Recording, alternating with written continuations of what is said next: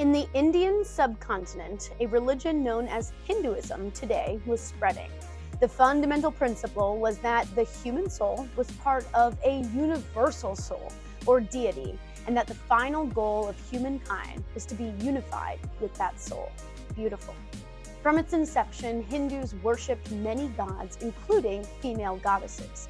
Hindus believed in reincarnation and that through the process of birth and reincarnation, humans would eventually progress to this elevated state. Good actions resulted in rebirth at a higher social position or caste. This caste system, which divided Hindus largely into 5 different groups, also legitimized gender differences.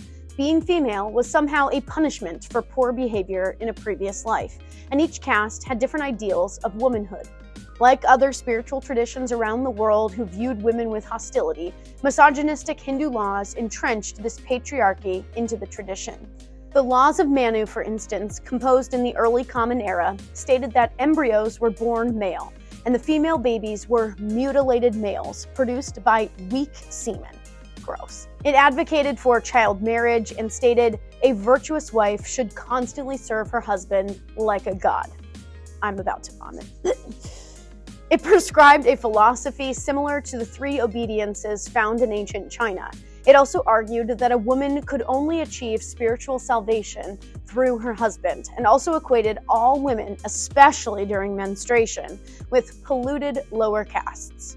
Although many now consider the laws of Manu outdated, much of the patriarchal ethos remains entrenched in Indian and other Hindu cultures today. Contradictorily, however, many Hindu deities remained female.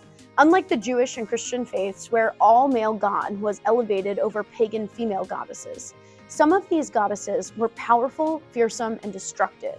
Were these just stereotypical tropes of powerful women, or were they feminist icons? Interesting question. One famous portrayal of the goddess Devi in her incarnation as Kali shows her standing with her foot on top of her husband's head. Powerhouse? Yes. Did it also legitimize male fear of women? Probably. Entrenched in Hindu philosophy is the idea of Shakti, or feminine power. It holds that feminine power is indeed greater than masculine power, and thus it needs to be creatively controlled.